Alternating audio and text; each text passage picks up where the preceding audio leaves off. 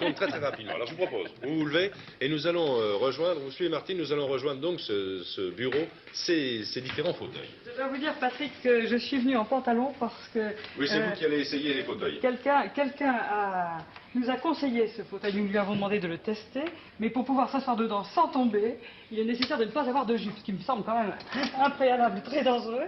Et il est assez confortable une fois qu'on est dedans, mais je dois vous dire... Je vais en sortir.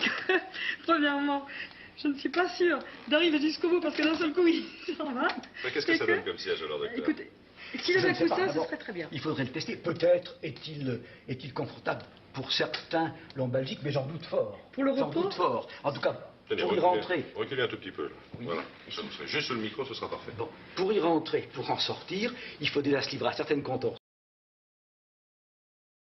Alors une fois qu'on y est, je ne sais pas. On y est bien, monsieur. On y est très bien. Il ne faut pas avoir le mal de mer, vous l'avez remarqué sans doute. Martine, vous n'avez pas passé le reste de l'émission. Mais je suis très bien dedans. Mais asseyez-vous vous-même, Patrick. Vous avez un fauteuil derrière. J'ai pris celui-là. Tenez, docteur, je peux vous confier ce fauteuil Oui, avec quelques précautions, si vous permettez. J'irai bien volontiers chercher ma petite planche. Parce que je le vois un peu bas et un peu mou pour mon goût.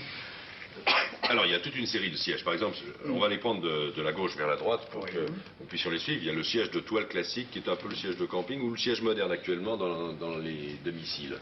Ça, c'est votre appréciation. Écoutez, d'une manière générale, ce que je crois, c'est que les gens qui ont des colonnes fragiles ne sont bien que sur des sièges fermes et à bonne hauteur pour eux, en fonction de leur taille. Il faut que ce qui est sous les fesses soit ferme. Ça, c'est la donnée de base. Après quoi, l'inclinaison, l'élasticité du siège postérieur, c'est fonction de confort personnel. Et on peut pas dire qu'il y a une vérité pour tout le monde. Alors, Patrick Esser, là, je crois qu'on peut le déconseiller formellement quand même. Parce que quand on s'assoit dedans, là, on n'est pas tenu du tout, on bascule n'importe comment, on n'est pas retenu. Et pour en ressortir, c'est encore pire. Alors je crois que ça c'est... Ah oui, mais on peut s'adapter individuellement. C'était ma première impression. Martine Alario m'a montré tout à l'heure qu'en fait, on pouvait l'utiliser. Et qu'il était dans ces cas acceptables. Enfin, il est bien évident que ce n'est pas le siège qu'on va recommander à des gens qui ont le dos fragile, c'est sûr.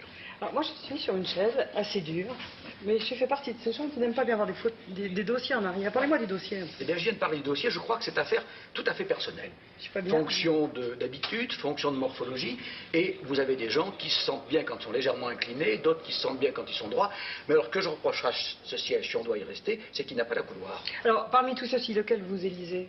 Ah, pour moi? Oui. Ah, le vôtre. Je vous le donne. C'est le meilleur. Ah, celui-là.